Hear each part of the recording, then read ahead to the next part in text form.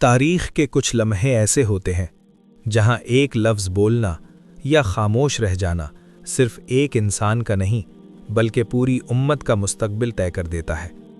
عباسیوں کے دور میں ایسا ہی ایک فتنہ اٹھا جس نے اہل علم کو قید خانوں اور قتل گاہوں تک پہنچا دیا، اور اس دور آزمائش میں ایک ضعیف مگر مضبوط ایمان والا انسان پوری امت کے لیے دیوار بن کر کھڑا ہو گیا۔ نام تھا امام احمد بن حنبل رحمہ اللہ۔ بادشاہ کی طرف سے اعلان ہوا کہ جو شخص آج کے بعد قرآن کو اللہ کا کلام کہے گا یا لکھے گا اس کی گردن اڑا دی جائے گی۔ بغداد لرز اٹھا، بڑے بڑے محدثین اور علماء شہید کر دیے گئے۔ 60 سال کے ایک بوڑھے امام امت کی رہنمائی کے لیے آگے بڑھے اور اعلان کر دیا کہ جا کر حاکم کو بتا دو، احمد کہتا ہے قرآن اللہ کی مخلوق نہیں بلکہ اللہ کا کلام ہے۔ امام کو دربار میں پیش کیا گیا، ڈرایا گیا، دھمکایا گیا، مگر امام کا استقلال نہ ٹوٹا۔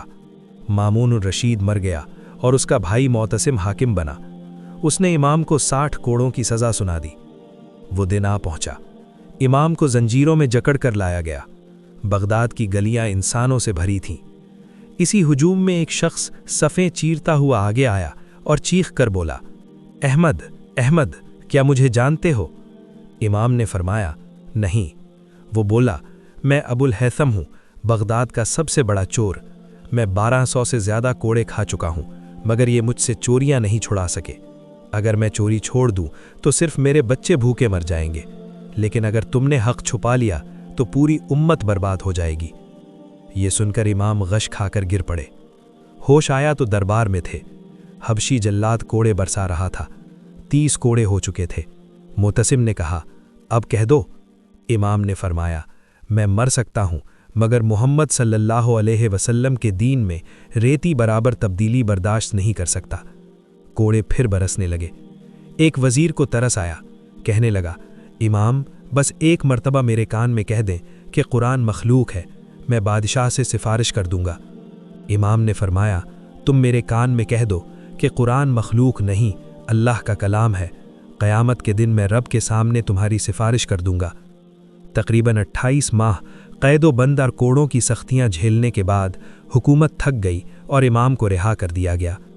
اس آزمائش کے بعد 21 سال تک زندہ رہے، خلق خدا کو علم و ہدایت دیتے رہے۔ کوڑوں کی تکلیف زندگی بھر محسوس ہوتی رہی، مگر عبادت، ریاضت اور درس کبھی نہ چھوڑا۔ 12 ربیع الاول 241 ہجری بروز جمعہ یہ عظیم امام دنیا سے رخصت ہو گیا۔ یہ واقعہ ہمیں سکھاتا ہے کہ حق وقتی طور پر دب سکتا ہے، قید ہو سکتا ہے، زخم کھا سکتا ہے، لیکن مٹایا نہیں جا سکتا۔ سلام ہو امام احمد بن حنبل رحمہ اللہ پر، اور سلام ہو ائمہ اربعہ کی عظمت اور استقامت پر۔ واللہ عالم بالصواب۔ اگر آپ کو یہ تاریخی واقعہ ایک لمحے کے لیے بھی سوچنے پر مجبور کرے تو ویڈیو کو لائک کریں، چینل کو سبسکرائب کریں اور اس پیغام کو اپنے دوستوں کے ساتھ شیئر کریں۔